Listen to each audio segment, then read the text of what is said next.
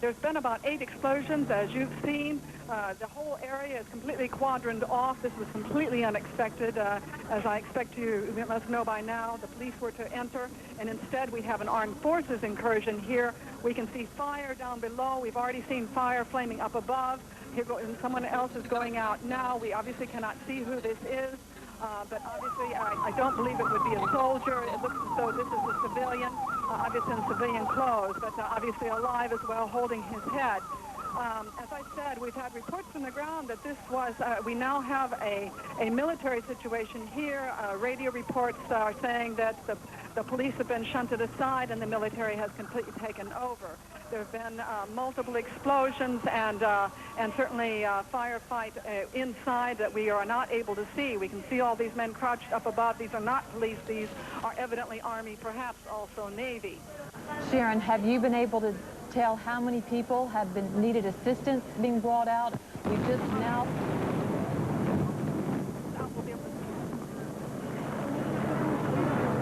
Can we go to the wide shot? There we go. We just had another explosion. We could feel it here in the office about a half block away. We're very close. I was actually a couple minutes late and was stuck outside, and it was very difficult to get in because of all the shots. There are obviously multiple explosions going off now. We were informed before that there was a safe house. There was a safe house that was constructed within the embassy, as is par for the course in any embassy officials' residence, and I had heard at least the police plans were that they were going to have to do a lot of explosions to try to get into that particular safe hold. That may be what has been happening now inside here. Obviously, we also had heard that the whole area was mined, that certainly the MRTA people were ready for an incursion and had seeded mines around the entire residence. Perhaps that is also what we're hearing. We can't tell.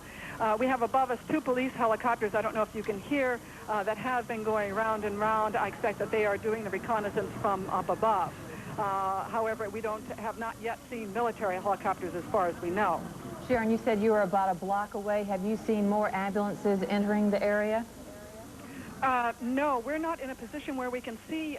We're really stuck inside. The police now, I was lucky enough to get in. The police do not even want to let anybody out the door where we're at. We're actually just about 2 houses away from the back of the residence, although you can't see it from the air on air because you're seeing the camera position up on top of a very tall building right on the side of the residence.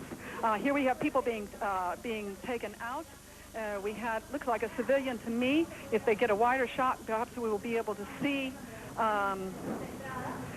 Certainly we expect, there was a plan, at least under the version that I had, there was a very precise plan for the ambulances to all come in. They were going to make, we don't know why the cameras are going back.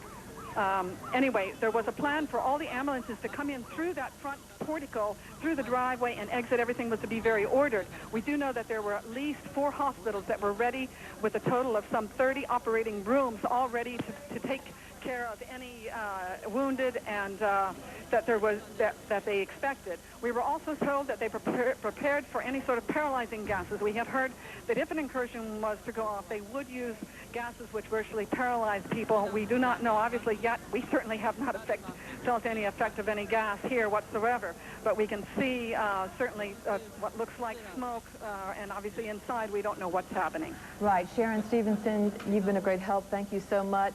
Sharon pointed out the explosion, that we were on a close-up shot of an ambulance and people standing right near the compound when that last explosion happened, and you could see how everyone there at the scene jumped, indicating how massive that was. Again, Lucia Newman, our correspondent who's been covering this story, pointed out how they had booby-trapped this compound, and you've got government officials moving in at the same time, so we're really not sure now the source of those.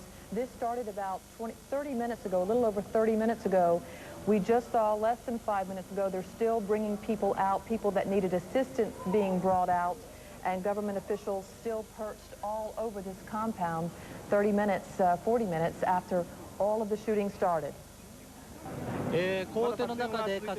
校庭の中で火災が発生している、かなり大規模な火災が発生しているようですけれども、どうでしょう、収まる気配は見えませんか？ですね、これは火災というよりかはですね、爆発物による This is Bernard Shaw in Washington as CNN continues to bring you live coverage of a breaking story, a shocking breaking story from Lima, Peru. Here you see soldiers on the ground looking into this hole here. We are outside the Japanese ambassador's residence. We're at 19 minutes past the hour Eastern Time. In effect, all hell broke loose. There are fires, there are ambulances, there are government troops on the roof. Earlier, these government troops had escorted some hostages. TVSIA reports as many as 30 hostages were taken away from this building. Some in ambulances, people were scurrying. As you know, since December 17th, there has been a hostage crisis at this residence. These are soldiers on the rooftop. I misidentified and said they were on the ground. A hole there, an obvious hole in the roof, and these soldiers suspect, obviously, that there's someone inside. We can hear some automatic weapons fire. But as I was saying, TVSIA reported at least 30 hostages were able to get out of this building.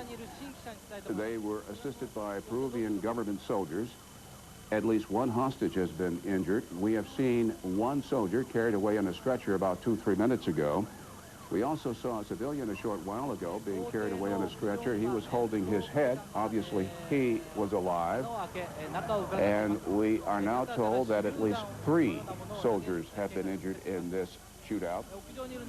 That is according to TVSIA. And you will continue to hear explosions. 2 major fires are burning, lots of smoke. The Peruvian government, through its soldiers, have this building completely surrounded. And in our coverage, we tell you that we have, now the soldiers are cheering the raised rifle, and it appears that they are relaxing. Thumbs up, and they are indicating, even as they indicate victory or success, we hear explosions in the background. 2 soldiers embracing each other.